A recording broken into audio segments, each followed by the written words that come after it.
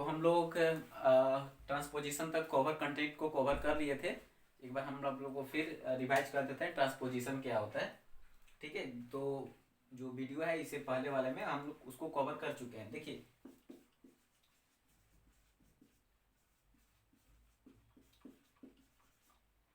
ठीक है, जब हम लोग ट्रांसपोजिशन का करते हैं तो बात करते हैं तो ट्रांसपोजिशन का मतलब होता है एक्सचेंज ऑफ प्लेस।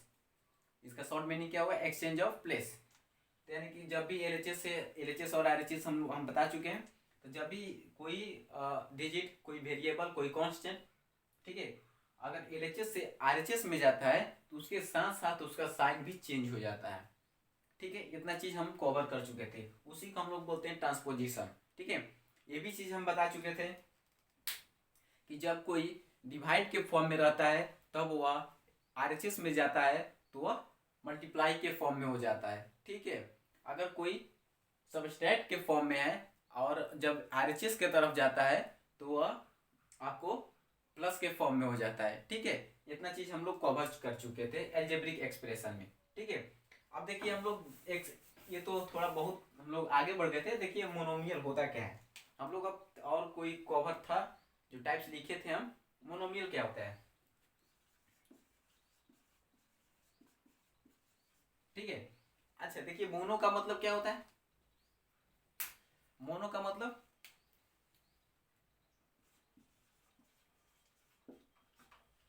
मोनो का मतलब क्या होता है? वन। ठीक है, यानी कि जिसमें वन टर्म हो। ठीक है, जिसमें वन टर्म हो उसको हम लोग क्या बोलेंगे? मोनोमियल। एग्जाम्पल देखिए, डिफिनीशन नहीं लिख रहे हैं, हम आपको बता दे रहे हैं। ठीक है, अब डिफिनीशन लिखेंगे तो थोड़ा वीडियो लेजी हो जाएगा। मोनोमियल का मतलब क्या आता है? वन टर्म, यानी कि जिसमें एक टर्म होता है उसको हम लोग मोनोमियल बोलते हैं। जैसे कि 3x 4y 2z 3c, ये सब क्या है? सब मोनोमियल्स हैं के एग्जाम्पल हैं। ठीक है, यानी कि मोनो का मतलब होता है वन। उसके बाद बाइनोमियल था हम लोग का, था ना? ठीक है, बाई का मतलब क्या होता है? देखिए दो आता है, बाई डाई। ठीक है, तो बाई और डाई का मतलब क्या होता है?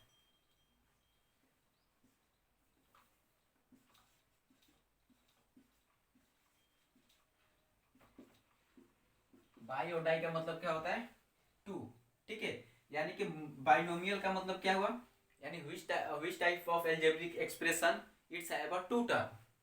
ठीक है, which type of algebraic expression it's have a two term is known as binomials। यानी कि जिसमें, जिस algebraic expression में अगर हम आपको टू टर्म दिखाई देता है तो उसको हम लोग बाइनोमियल के अंतर्गत रखेंगे। ठीक है, उसको हम लोग क्या बोलेंगे? बाइनोमियल्स बोलेंगे। क्लियर? ठीक है, उसके बाद आता है ऐसा, इसका एग्जांपल हम दे दे रहे हैं। देखिए इसका एग्जांपल क्या हो जाएगा आपका? इसका एग्जांपल हो जाएगा बाइनोमियल का 2x plus plus 3 4y plus 4। ठीक है, ये क्या हो जाएगा? ये एग्जांपल हो जाएगा मोनोमियल्स का। ठीक है, इसके बाद हम लोग बात करेंगे ट्राइनोमियल्स। अब देखिए ट्राई का मतलब क्या होता है? ट्राइनोमियल के नाम से ही पता चल जाता है कि ट्राई का मतलब थ्री। यानी which types of algebraic expression it's have a three term is known as trinomials। ठीक है, इसी को बोलेंगे। तो ट्राई का मतलब क्या होता है? ट्राइनोमियल्स।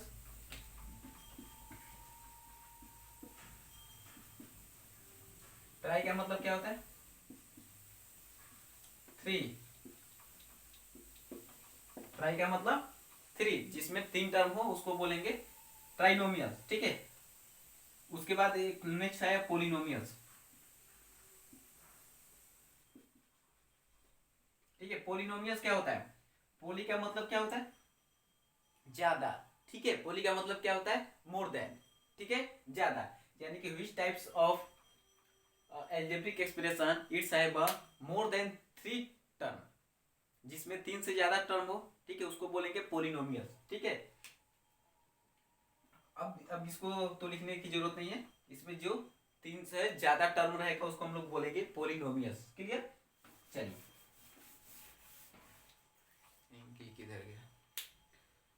चलिए देखिए, उसके बाद हम लोग कब से इसमें बकबक कर रहे थे टर्म की बात, ठीक है, हर चीज में टर्म बोल रहे थे, तो टर्म क्या होता है उसको हम लोग डिस्कस कर लेते हैं।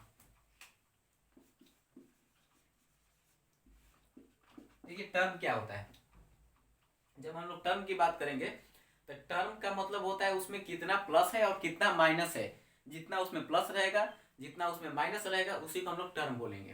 क्लियर हुआ?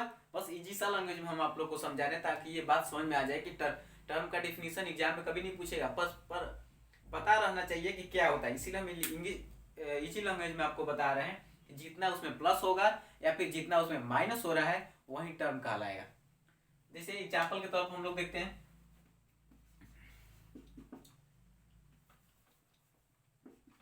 एग्जाम्पल के तौर पर देखते हैं जैसे 2x+3, ठीक है।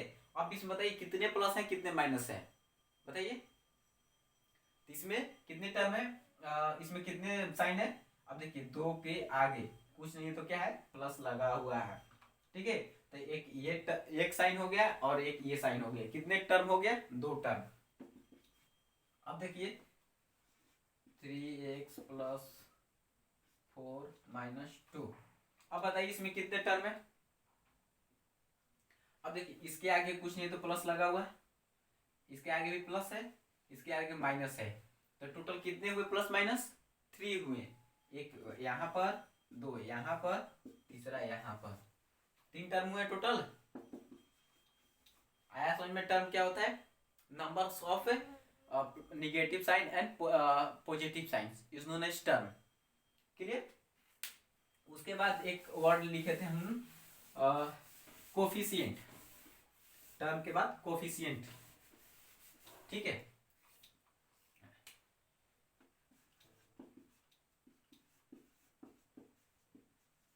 तो ये कोफिशिएंट क्या होता है, अब देखो जैसे कि आप कोफिशिएंट में क्या किया जाएगा, एक तो एक्सप्रेशन आएगा, ठीक है, एक्सप्रेशन के अंतर्गत उसमें कांस्टेंट और वेरिएबल आएंगे, वेरिएबल के साथ साथ उसमें आएंगे आपको टर्म, जैसे कि 2x+3, ठीक है। अब देखिए या फिर हम दूसरा एग्जांपल ले लेते हैं, 4y² + 3x+4, ठीक है। ये एक हम लोग हमारा इक्वेशन मिला, ठीक है, एक एक्सप्रेशन मिला हम लोग को, एक सॉरी इक्वेशन नहीं है, अगर यहाँ पर 0 = कुछ करेंगे तभी हमारे इक्वेशन के टर्म फॉर्म में आएगा, ये हमारा एक टर्म है, ठीक है। अब देखिए हम पूछेंगे y² का कोफिशिएंट क्या होगा, क्या पूछेंगे इसमें से हम लोग इस टर्म में से हम लोग क्या पूछेंगे, y² का कोफिशिएंट क्या होगा, y²। अब देखिए जो उसके बगल में डिजिट होता है वो अब डिजिट वेरिएबल हो या कांस्टेंट हो उसी को हम लोग कोफिशिएंट बोलेंगे। अब देखिए y² का कोफिशिएंट क्या है, 4 है। सपोज दैट हम अगर ये पूछ देते हैं कि x का कोफिशिएंट क्या होगा, x का कोफिशिएंट, अब देखिए यहाँ पर तो एक y² है, यहाँ पर x है, x का कोफिशिएंट क्या होगा, 3 हो जाएगा। समझ में आ रहा है मेरी बात? अब बताइए, अब दूसरा में यहीं पर दूसरा इक्वेशन लेते हैं,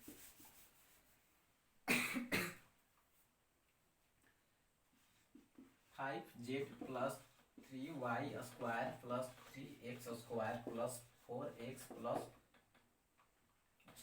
छोड़िए यहाँ पर, देखिए ये इक्वेशन है, इक्वेशन नहीं है, एक टर्म है, इसमें कितने टर्म है, 1 2 3 4 5, कितने टर्म है इसमें, टोटल 5 टर्म्स का है, ठीक है। अब इसमें से पूछ दिया जाएगा, अगर इसमें आप क्वेश्चन ये है कि z का कोफिशिएंट बताइए, y² का कोफिशिएंट बताइए, x² का कोफिशिएंट बताइए, x का कोफिशिएंट बताइए, सबका कोफिशिएंट बताइए। अब देखिए z का कोफिशिएंट क्या होगा, 5 हो जाएगा। अब बताइए y² का 3 हो जाएगा, x² का 3 हो जाएगा, 4x का हो जाएगा 4, ये समझ में आया। अब देखिए एक और हम एग्जांपल के तौर पर बता देते हैं ताकि आप लोगों को कंफ्यूजन ना हो। अब देखिए यहाँ पर कोफिशिएंट, अब मान लीजिए दे दिया रहेगा 3xy², ये आपको एक टर्म दिया रहेगा, अब बोलेगा y² का कोफिशिएंट क्या होगा, y² का कोफिशिएंट क्या होगा, तो y² कोफिशिएंट क्या हो जाएगा, ये 3x हो जाएगा, यहाँ पर ध्यान रखिएगा क्या हो जाएगा, 3x हो जाएगा, यानी ये 3x। आगे समझ में ना? ठीक है, चलो आगे बढ़ते हैं। उसके बाद हम कोफिशिएंट के बाद एक टर्म यूज किए थे, लाइक टर्म और अनलाइक टर्म। लास्ट है बचा है, उसको कवर कर लेते हैं। चलिए, एल्जेब्रिक एक्सप्रेशन, उसके बाद हम लोग क्वेश्चन को कवर करेंगे नेक्स्ट वीडियो से। ठीक है, चलिए देखिए, लाइक टर्म क्या कहते हैं। देखिए, लाइक टर्म की जो बात, लाइक टर्म जो वर्ड हुआ ना, तो लाइक टर्म को सीधा मतलब है आप लोगों को कांस्टेंट से। लाइक टर्म को किसे मतलब है? सीधा आपको कांस्टेंट से मतलब है। ठीक है, यानी कि जब भी इसमें हम बात करेंगे तो इसमें हम कांस्टेंट का, ठीक है, जब कांस्टेंट सेम रहता है, दो टर्म के बीच अगर कांस्टेंट सेम रहता है, सॉरी, वेरिएबल जब सेम रहता है, तब उसको हम लोग क्या बोलेंगे? लाइक टर्म बोलेंगे। ठीक है, देखिए 3xy, ठीक है, ये एक टर्म है। अगर इसमें भी अगर 3xy रहता है, तब इसको बोलेंगे कि ये लाइक टर्म है। क्लियर हुआ? तब इसको बोलेंगे कि लाइक टर्म है। अगर अगर यहीं पर ये चेंज हो जाता है, मान लीजिए नेक्स्ट में, नीचे दिखाई नहीं देगा, इसको लाइक टर्म समझ में आया?